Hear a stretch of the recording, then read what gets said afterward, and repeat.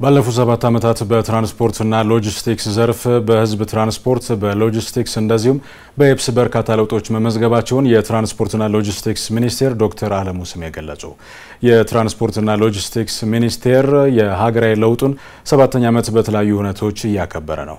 በዚህ ወቅት ዶክተር አለሙ መጋቢት 24 ቀን 2010 ዓ.ም የኢትዮጵያ የዘመናት ምኞት እውን የሆነበትና የመጠፋፋት ፖለቲካ በር የተዘጋበት ነው ብለዋል። እለቱ ሰላማዊ የስልጣን ሽግግር የተደረገበት ታሪካዊ ቀን መሆኑንም አውስተው የሐሳብ ልልና ቦታ ያዘበት ቀን መሆኑን ተናግረዋል። መጋቢት 24 ኢትዮጵያ ስትመኘው የነበረው ምኞት እውን የሆነበት ቀን።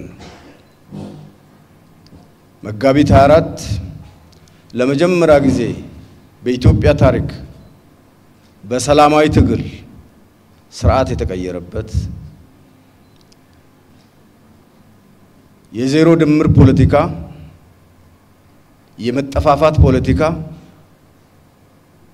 በር የተዘጋበት የሐሳብ ልዕልና ትልቅ ቦታ ያገኘበት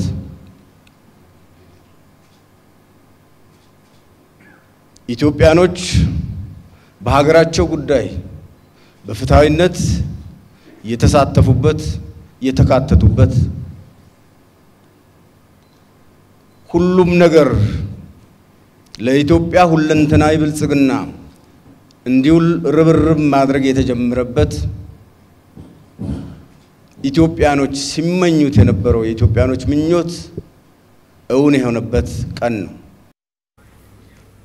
ትላንት ዛሬ ነገ ለኢትዮጵያ ልልና በሚል መሪ ሐሳብ ባለፉት የለውጥ ዓመታት በኢትዮጵያ በተከናወኑ ተግባራትና በቀጣይ ስራዎች ላይ የትራንስፖርትና ሎጂስቲክስ ሚኒስቴርና ተጠሪ ተቋማት ሰራተኞች ውይይት አድርገዋል።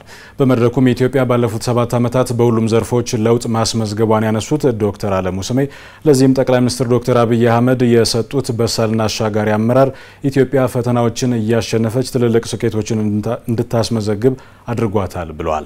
በትራንስፖርት ዘርፍ አስደናቂ ውጤት መመዝገቡንም ሚኒስትሩ ገልጸዋል።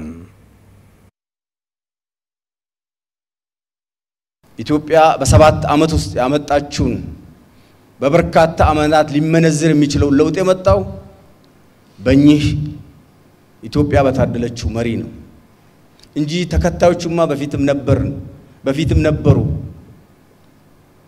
ችግሩ የመሪ ነው፣ መሪ ነው የሚመራው።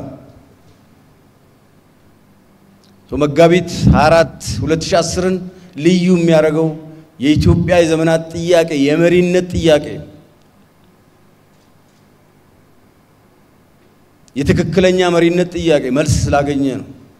ያ መልስ ስላገኘ ነው ኢትዮጵያ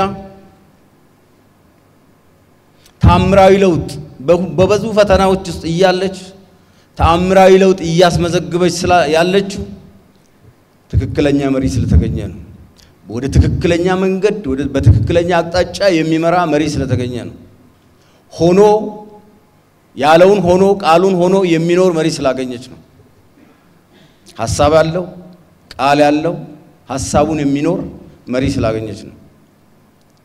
ለዛ ነው ኢትዮጵያኖች በሚመጥናቸው ልክ ህይወታቸው እንዲለወጥ ሌት ተቀን እየተሰራ ያለው ለውጥም እየተመጣ ያለው በአብዛኛው በ7 ዓመት የመጡ ለውጦች የዚህ መሪ ሐሳቦች የዚህ መሪ ግንባር ቀደም ተግባሮች የተፈጸሙ ናቸው።